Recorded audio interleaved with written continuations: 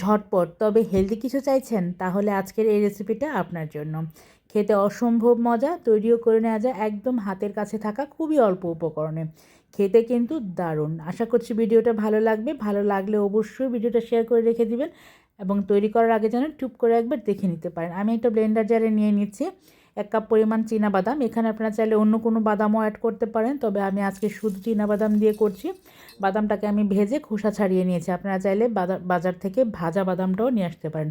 এবার এটাকে মানে মিনিট খানিকের মতন ব্লেন্ড করে নিয়েছি। দেখতেই পাচ্ছেন বেশ কিছুটা গুঁড়ো গুঁড়ো হয়ে গেছে এবং বেশ কিছুটা একটু আস্ত দানাদার রয়ে গিয়েছে। এই পর্যায়ে এর সাথে অ্যাড করছি 2 টেবিল চামচ পরিমাণ গুঁড়ো দুধ।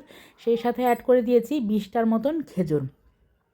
আমি খেজুরটাকে পানি দিয়ে ভিজিয়ে রেখেছিলাম প্রায় 10 থেকে 15 মিনিটের মতন। এরপর এটাকে বিচি ছাড়িয়ে এর সাথে আমি অ্যাড করে দিচ্ছি। এইবার এটাকে ব্লেন্ড করে নেব 3 থেকে 4 মিনিটের মতন, একটা আঠালো টেক্সচার আসার আগ পর্যন্ত।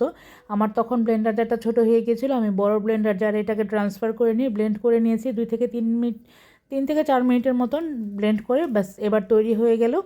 তো এইবার এই পর্যায়ে আমি এটাকে শেপ দিয়ে নিচ্ছি। আপনারা চাইলে কিন্তু হাতের সাহায্যে গোল গোল করে ওটাকে শেপ দিতে পারেন, এটা সম্পূর্ণ যার যার ইচ্ছে অনুযায়ী।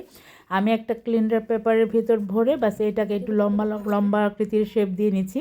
আমি যেহেতু এখানে একটু চকলেট অ্যাড করব, সেক্ষেত্রে আমি এইরকম দিয়েছি, আপনারা চাইলে গোল গোল করেও দিতে পারেন। এই পর্যায়ে র্যাপের একটা সাইডে আমি 2 টেবিল চামচ পরিমাণ সাদা তিল আগে থেকে হালকা একটু ভেজে নিয়েছি। এইবার এই খেজুর আর বাদামের মিশ্রণটাকে তিলের মধ্যে একটু গড়িয়ে নিব। সাদা তিলও কিন্তু আমাদের স্বাস্থ্যের জন্য অনেক বেশি উপকারী।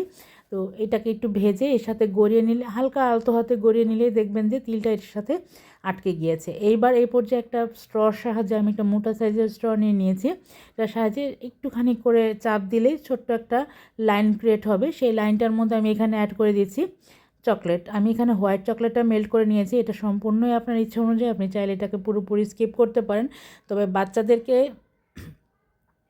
যে কোনো কিছু খাওয়াতে যদি এর সাথে চকলেট অ্যাড করা হয়, তাহলে বাচ্চাদের খাবারের আকর্ষণটা কিন্তু আরও অনেক বেশি মানে বেড়ে যায়। আর এটাকে একটু দেখার সৌন্দর্যের জন্য আমি এখানে চকলেটটা অ্যাড করেছি, হোয়াইট চকলেট দিয়ে তার উপরে একটু ড্রপ করে দিয়ে দিয়েছি ডার্ক চকলেট। এবার একটা কাঠির সাহায্যে একটু এটাকে ছড়িয়ে দিয়েছি, একটু মানে এলোমেলো করে এঁকে দিয়েছি। খুব সুন্দর একটা ডিজাইন ক্রিয়েট হয়েছে। এ পর্যায়ে 10 মিনিটটাকে রেস্টে রাখলেই বাস এটা একদমই চকলেটটা সেট হয়ে যাবে। চকলেট সেট হয়ে গেলে আপনি আপনার পছন্দ মতো কেটে এটাকে সার্ভ করতে পারেন। এবার এটাকে এয়ারটাইট বক্সে ভরে এটাকে সংরক্ষণ করতে পারবেন পুরো মাস জুড়ে। খেতে কিন্তু দুর্দান্ত মজার। আশা করছি ভালো লাগবে। ভালো লাগলে আবারও বলছি, অবশ্যই ভিডিওটা শেয়ার করে রেখে দেবেন।